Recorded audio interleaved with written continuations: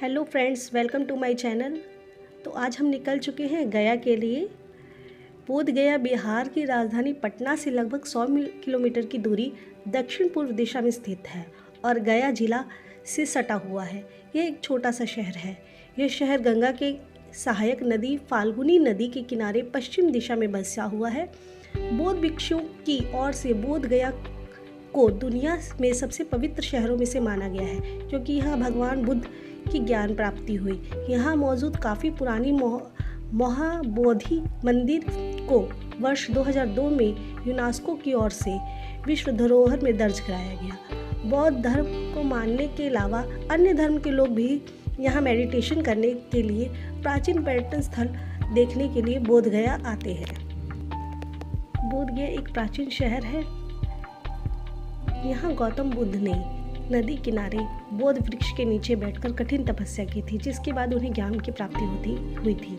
यही ज्ञान की प्राप्ति होने के बाद वे बुद्ध के नाम से जाने गए, इसलिए बुद्ध के अनुयायी इस स्थान से जुटने लगे। धीरे धीरे यह जगह बोध गया के नाम से जाने लगा। जिस दिन बुद्ध को ज्ञान की प्राप्ति हुई थी उसी दिन को पूर्णिमा के नाम से जाना जाता है। कहा जाता है कि महाबोधि मंदिर में स्थापित बुद्ध की मूर्ति साक्षात उसी अवस्था में है जिस अवस्था में बैठकर उन्होंने तपस्या की थी। वह मूर्ति स्वयं भगवान बुद्ध द्वारा स्थापित की गई है। नालंदा और विक्रमशिला मंदिरों में भी इस मूर्ति की प्राकृतिक को स्थापित किया गया है। इस शहर में महान अशोक ने कई स्मारक का निर्माण कराया। वैसे तो बोध गया का सबसे आकर्षक महाबोधि मंदिर है, लेकिन इसके अलावा भी यहाँ कई रमणीय स्थल है जो देखने लायक है।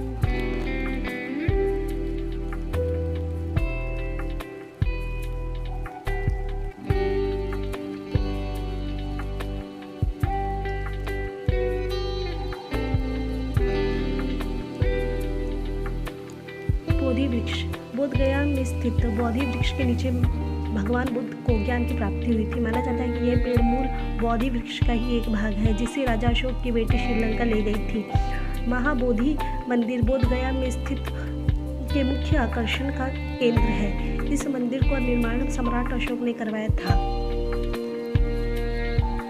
इसके अलावा बोध गया में थाई मठ, रॉयल भूटान मठ, जापानी मंदिर, म्यूजियम, बरबरा गुफा, नागा अर्जुन गुफा, पहाड़ी विष्णुपद मंदिर, टगर मठ, फोआ सेंटर और रूट इंस्टीट्यूट, बोध गया में मल्टीप्लेक्स संग्रहालय और कई सारे मंदिर हैं जो बेहद खूबसूरत और देखने लायक है।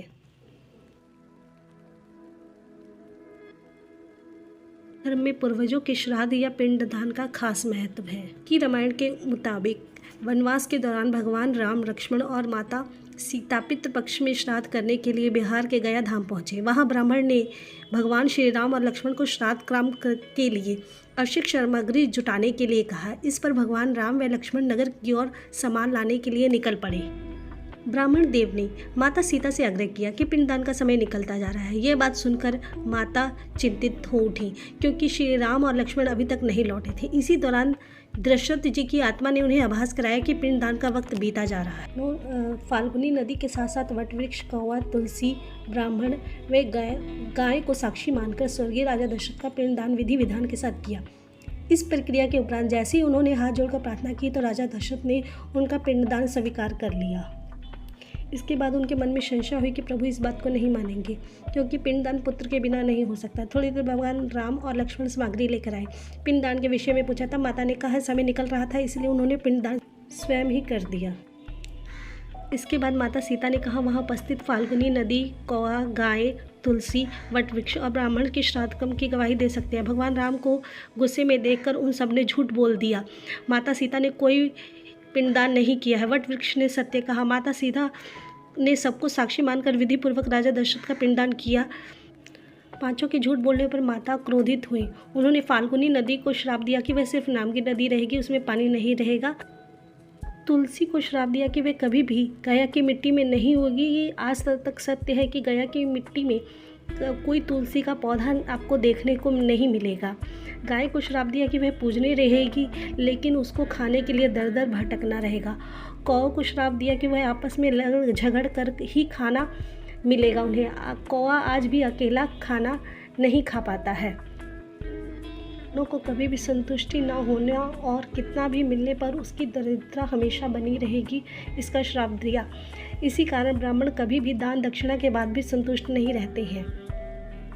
वही फाल्गुनी नदी है जो माता सीता के श्राप के कारण आज भी सूखी पड़ी हुई है।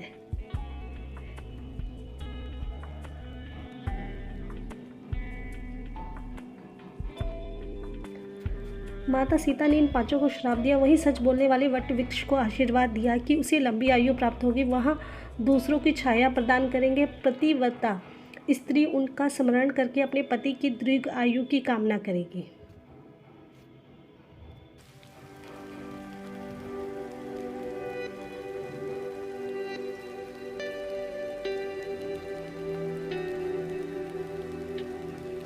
Please like my channel, share and subscribe my video.